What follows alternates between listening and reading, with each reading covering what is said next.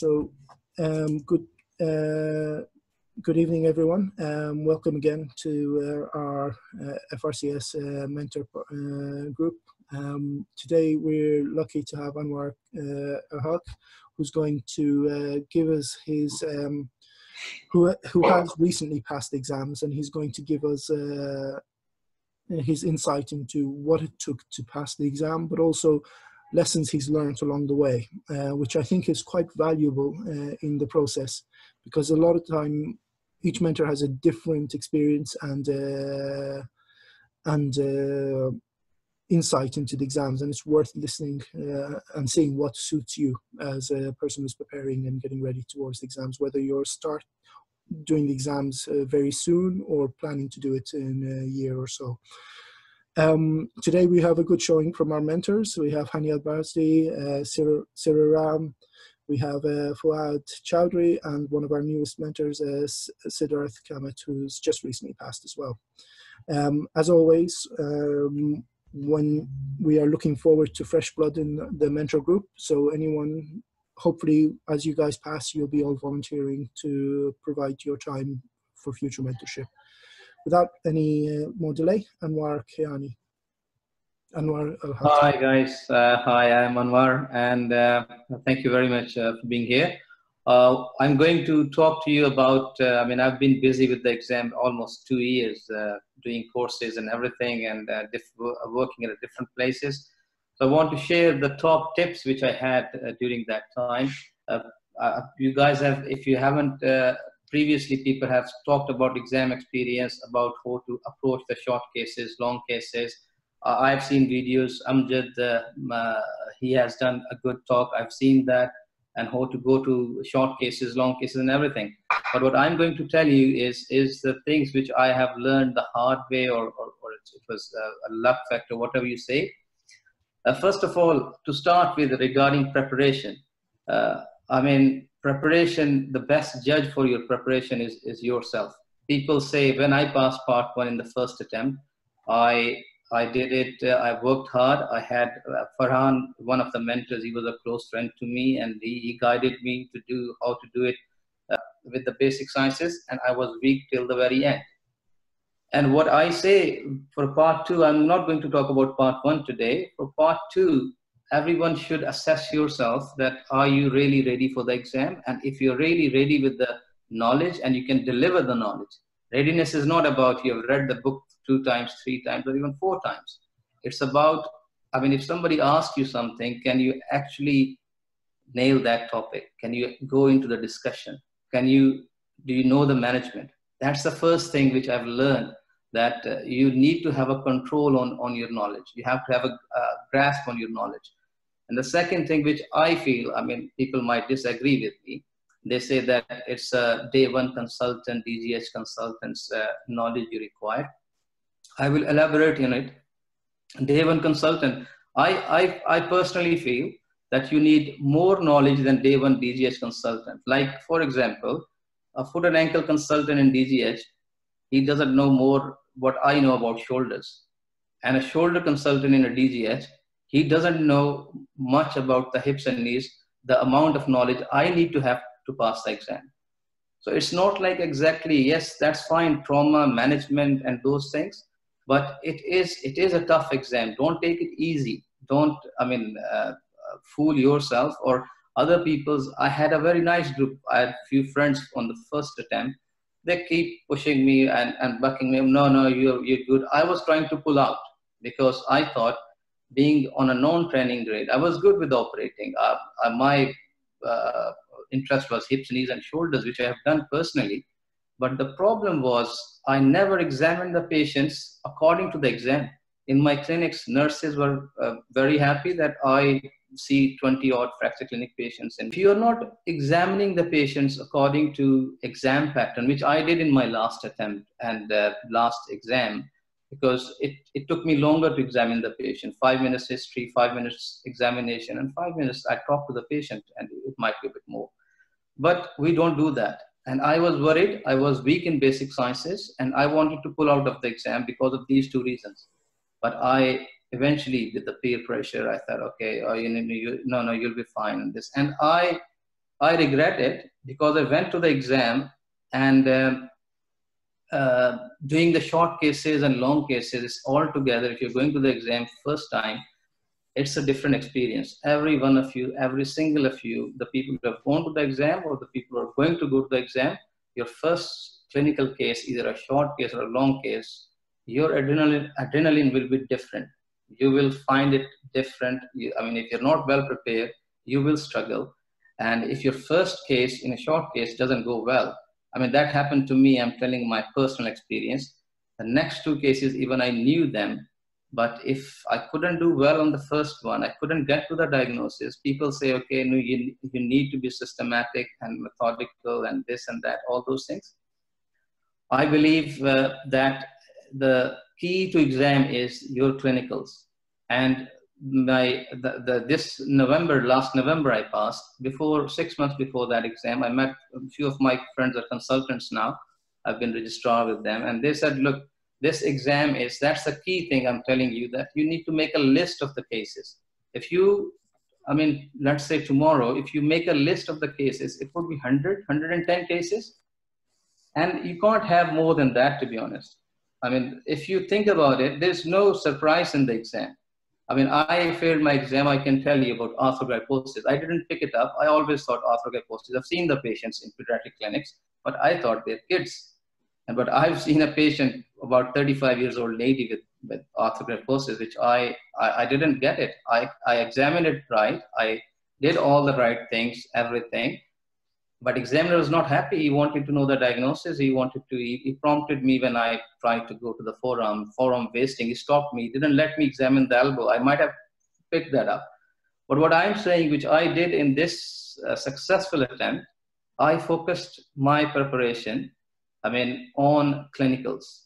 And all the clinicals which are coming to the exam, I consolidated. I had a very consolidated knowledge about every short case or a long case. So the second thing which I did with this clinical cases is, friends of mine I had 2-3 friends who were preparing with me. We had pictures from Google and we practiced on each other. I mean, without telling them, 3 short cases, and there are 3 really rubbish kind of diagnoses and things like that. But during the practice, you talk about how to examine, you get it as a surprise. We prepared it beforehand. We had a very difficult, like cleft hands and things like that. I mean, I was preparing with a trainee a week before the exam. And we had all kind of a weird and wonderful stuff. And that is the key to me. When I went to the clinicals, my trainee friends, they all say, even my non-trainee friends, few of them who passed, I mean, they say, the key is that in first 30 seconds or so, you do pick the diagnosis. I mean, you pick up the diagnosis and then it's all becomes a viva. And that exactly happened to me in this exam. Honestly, this is a clinical exam. But what happened is I picked the diagnosis and then they sat the patient. They said, oh, you can sit down. Honestly, they didn't let me examine the patient. And first thing, when you go to the clinicals, it is a short case or a long case, which another thing which I did different this time. My friends, they advised me, mentors and few of the examiners, they advised me that you need to be polite with the patient. It's your exam, it's not their exam. You need to greet them. You need to relax. You can waste 10 seconds, doesn't matter. You need to thank them. I thank them. Thank you very much for coming today. How are you? Are you okay?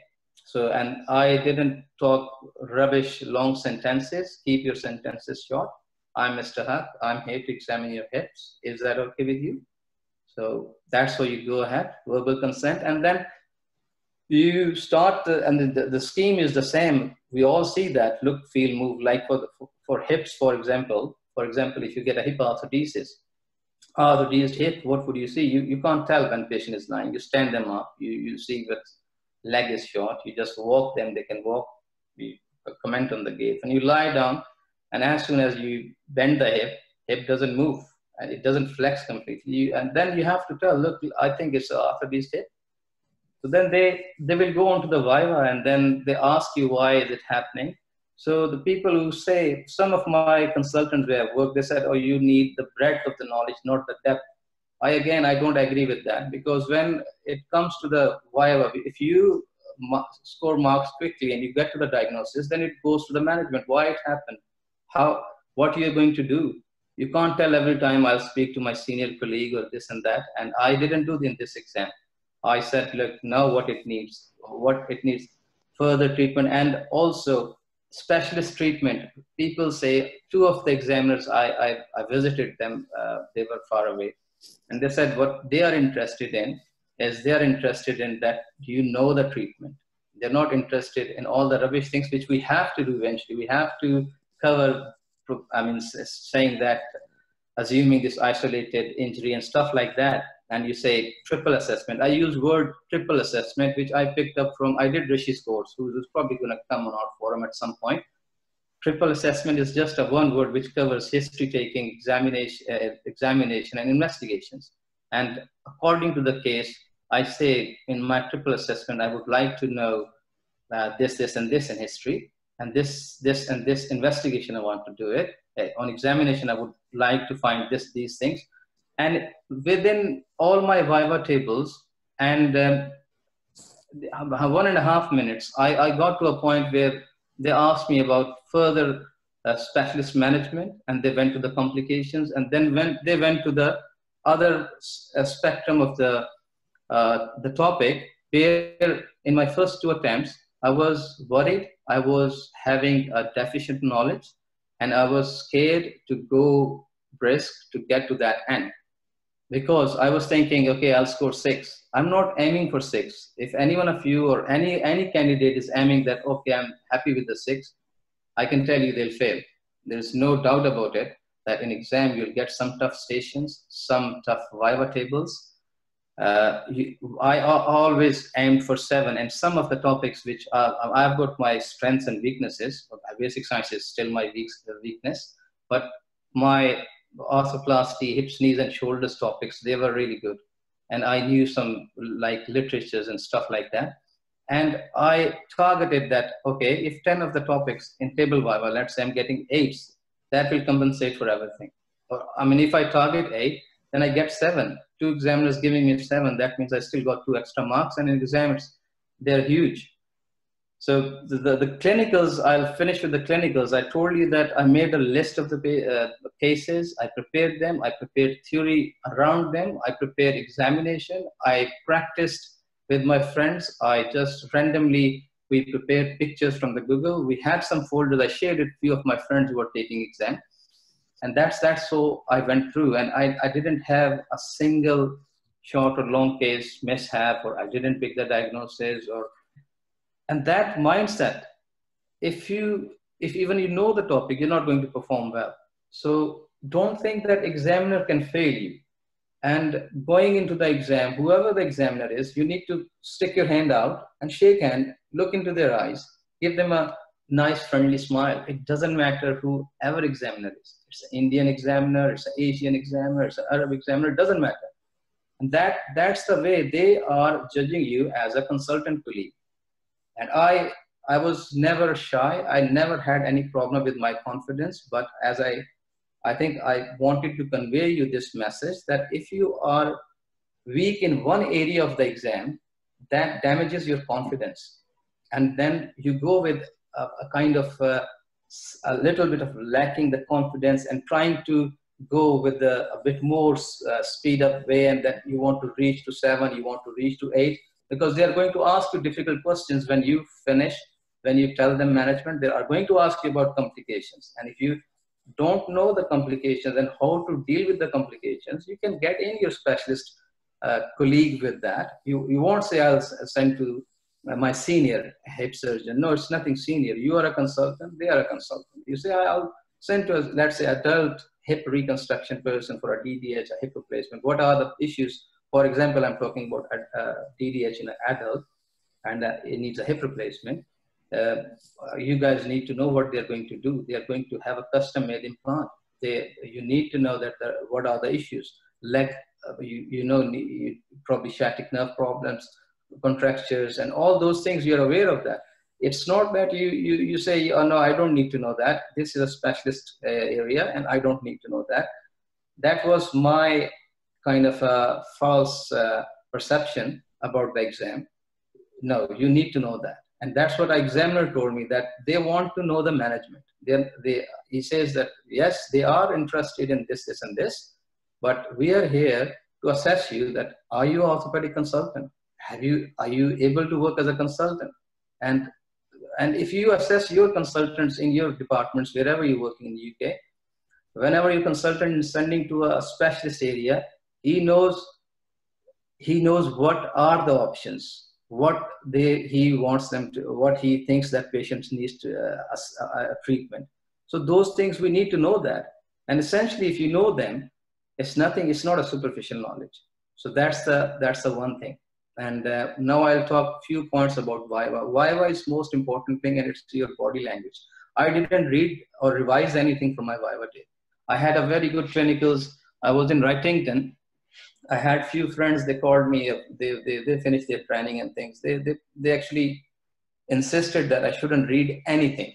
I just go and eat some food and relax and sleep, take a lot of sleep. That's what I did on the first night as well, 8 o'clock. I didn't discuss anything with one of my friends who was with me. I said, you go to your room. I need to sleep. You pray for yourself and just sleep. And I didn't read anything. And he said, you're going to the Viva table. And previously, whenever somebody asked me a question, I used to think about what I read about it, where was it, and things.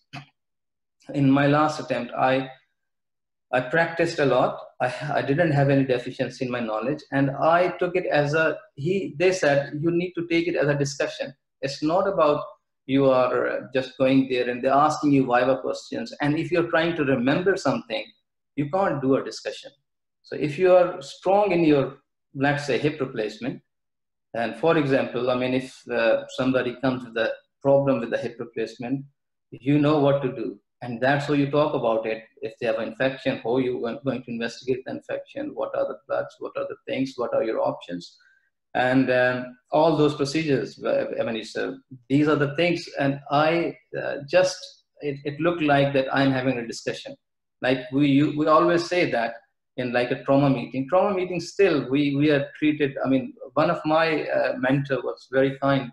2 years before my exam, he started especially teaching in the morning once in a week for the Viva, but he helped us a lot. It improved our presentation and knowledge and also confidence. But that knowledge was still, I think, was not sufficient, because you need a depth of the knowledge as well with the breadth, that you can convey this message that you can work as a consultant. And it is not even, it's much higher than day one DGH consultant, because as I give the example, when I was preparing, I was going to different consultants, but when I can't discuss hip with them with a shoulder guy, and I can't discuss a foot and ankle with the knee guy. That's how it is. And the last thing about Viva table, so I did that. I mean, this time it was best. I don't know. I was a bit more lucky as well that they were all in my strengths, but essentially, to be honest with you, I didn't find that I'm deficient in something. Foot and ankle, I prepared so well. I went to Royal Orthopaedics, Birmingham. I had a friend who was a consultant there. I did a lot of practice with him, Viva and clinicals, and they didn't ask a single question, foot and ankle. I didn't have any case of foot and ankle in my short cases as well. So that's luck, but still I was not worried about it. I thought whatever they ask me, I'll discuss, I'll go to the management, I'll ask and go to the complications. And the last thing, which I won't recommend, but that's the other thing, which one of our colleague, I think some of the guys know, Siddhant Kapoor, he told me that he had a small book with the references. He made a book, and last month or so, because last 4 or 5 weeks, he gave me his book, and I was spending an hour and a half just reading those references, just name, paper, and let's say, for example, AC joint disruption.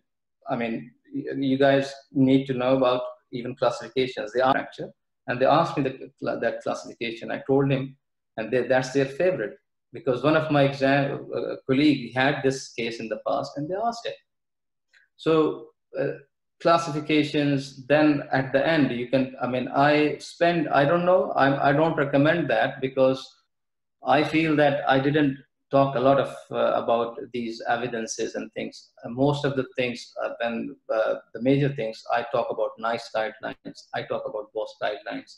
They didn't ask me about those big like PROFER or AIM trials or those draft trials, when obviously you're going to talk if they ask you those topics. This is the key, and this confidence in your conviction like you're teaching them. It's not that you're sitting back, you're holding back your information. Like my first attempt, I was holding the information. So I get to the around 4.5 minutes and then I deliver, okay, I'm going to do this and this, and I finish. And that, if I do that, I'm playing for 6. Some examiners might give me 6. Some examiners might not like that approach and give me 5. And the thing is wasting time, is not confident. So this time it was not like that. This was 1.5 minutes. I was on to the management. Every topic, just 1.5 minutes, and then I was talking about management. And then they were keen to know the management. I don't remember referring this patient to upper limb because I do upper limb, and don't remember going to hip guy or this and that. And they didn't mind it. But if there's a complex case, I start. I mean, like the other day, I think we had a viva here. When you have a high energy trauma, tibia or femur or a long bone fracture, I mean, if they fracture, they're comminuted fracture, this is a high energy trauma. This is a complex injury. That was my opening sentence. Your opening sentence is very important. That tells them that your insight, your lateral thinking, where you're going to take it. And those couple of lines, ATLS principles and triple assessment. And in triple assessment, not just saying triple assessment, you need to know in history, in every case, it's different things you need to know, like upper limb, hand dominance, occupation, and things like that, and making sure it's closed neurovascular intact injury. It doesn't take much more. And even you whiz through the investigations and you tell them the diagnosis and you direct your viva, what you're going to do, what you're going to offer to the patient. The other thing I mentioned on the a group as well, people are practicing vivas.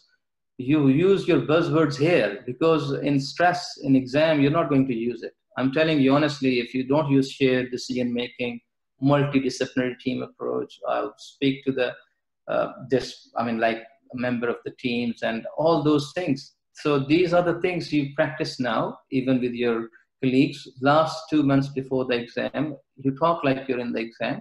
People ask, I mean, in trauma meetings, consultants, they knew that we were taking exam, and they asked, you talk like you're talking an exam. So that's what helped me. And confidence and conviction and all those things. And clinicals, I worked in Leeds as well. Look, your exam, part 2 exam is 1 hour exam. If you have prepared well your clinicals, your short cases, your long cases, you score high, you're pass. There's no doubt about it. But you can't do that without having a good background knowledge. Next day, I mean, if you can do very high in first day and table vivas, you can't fail it, because you need a lot of knowledge to do the first day right. And the day 2, as I told you, is the key is how you present yourself, how you take yourself forward, how you discuss, how you talk to them, your body language, look into their eyes, give them kind of a friendly smile. It's difficult. And to me, it's only first case is difficult. First question in the table viva was difficult. Again, I had 2 Indian examiners, and I knew that. I gave them smile. I was inside, I thought, oh, again, I'm getting them. But no, that's not the case. So I shook hand. History, I said, look, he had a problem with the hip. I said, what's the problem? I mean, the other thing which previously I didn't know, that you can ask questions which like you ask in the clinic. What's the problem with your hip? Oh, it's painful and things. And then for the last 2-3 years, let him talk. I had a hip replacement. When did you have the hip replacement? 10 years back. Okay. 3 years back it started. Well, then I put all those questions, wound healing, antibiotics, any oozy wound and stuff like that. No antibiotics, any injury, any trauma. You go down that route quickly. I was a bit rushing, to be honest, because I didn't want them the impression that I'm wasting time here, because I need to talk to the management.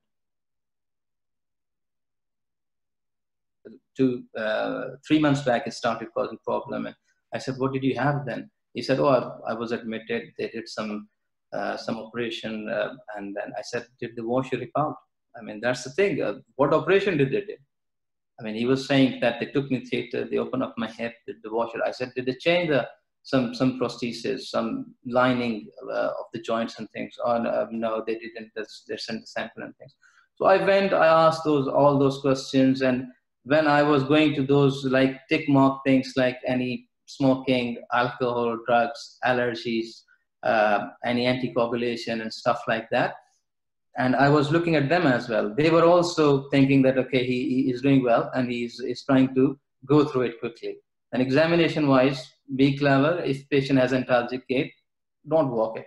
He stood up and he was just grimacing with pain. I said, he's having a lot of pain. I'm not going to walk him.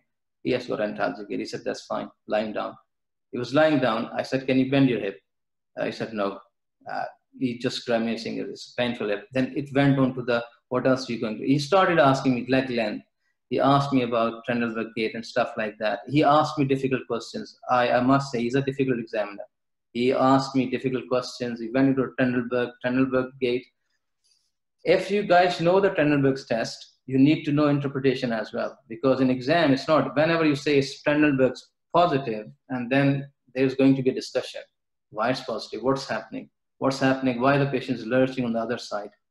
Is trying to move the center of gravity and stuff like that.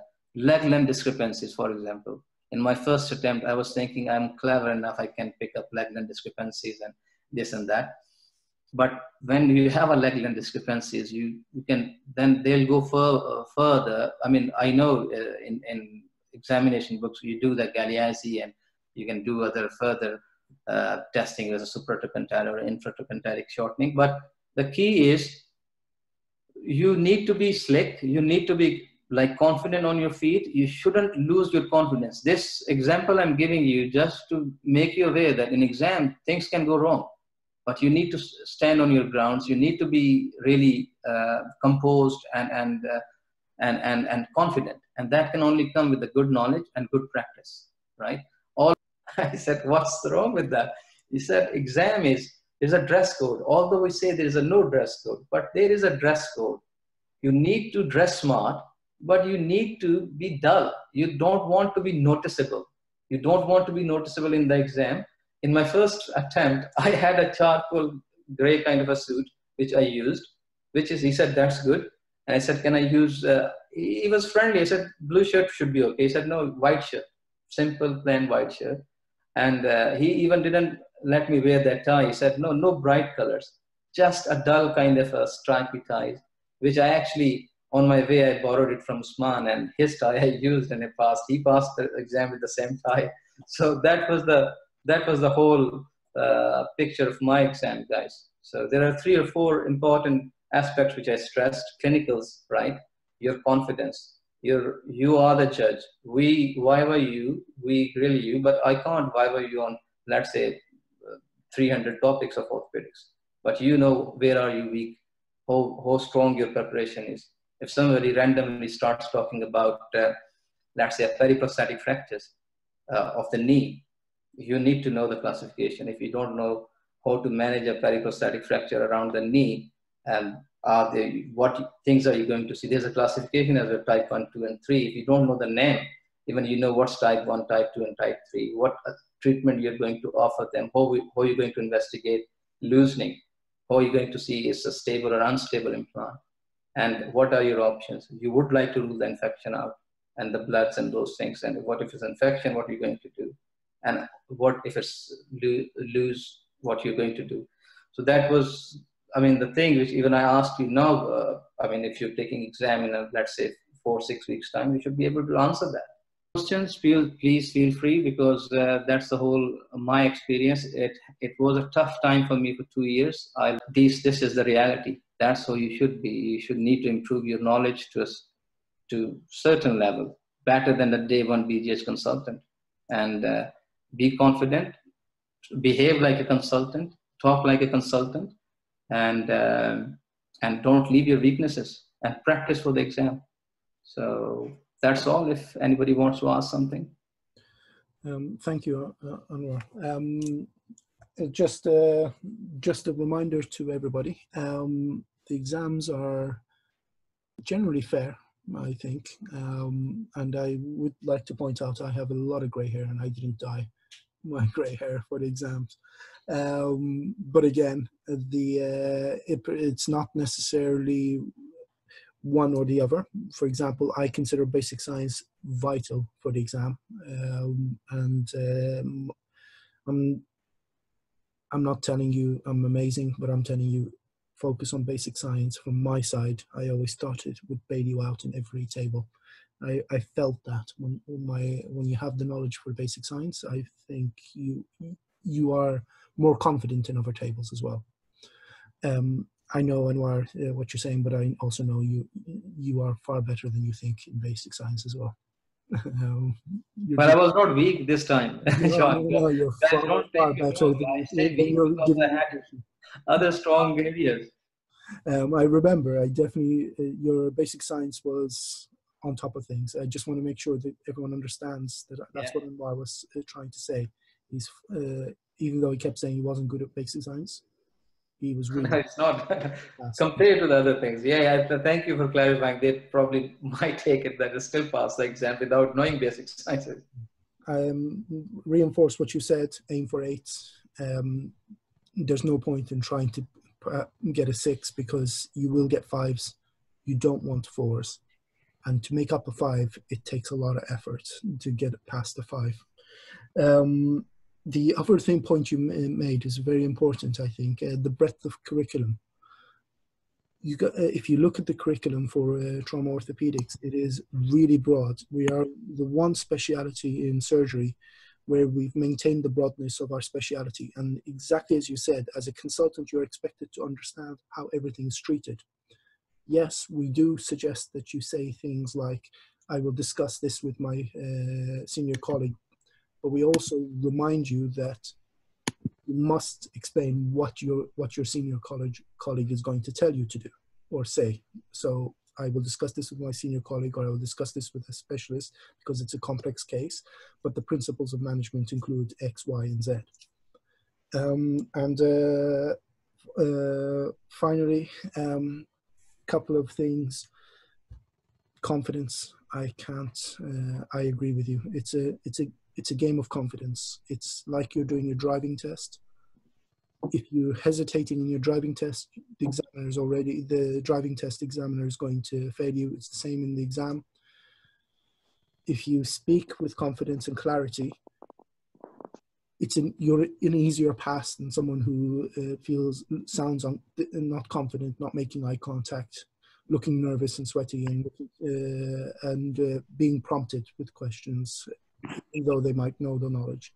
I think that we import that, and that's again something that this is what our mentor group keeps trying to teach you with the hot seats in the Viva sessions. We're trying to get you to operate at the level of stress which will be close to the exam, so that when you do the exam, it should be a breeze. That's the aim. Any feedback from the other mentors? We have quite a few today. We have, as well as Anwar, who's presented today, we have Amjad Madini, Hani Al-Bardazi, Fawad Chowdhury, Siravam, and Siddharth Kamat have all joined us. Any mentors would like to add in? You put across everything. I couldn't reiterate what you guys said. No, I think practice and going to clinics and stuff is useful. Yeah. So, Anwar, how did you think your pediatrics, was there any specialty where you thought you were weak?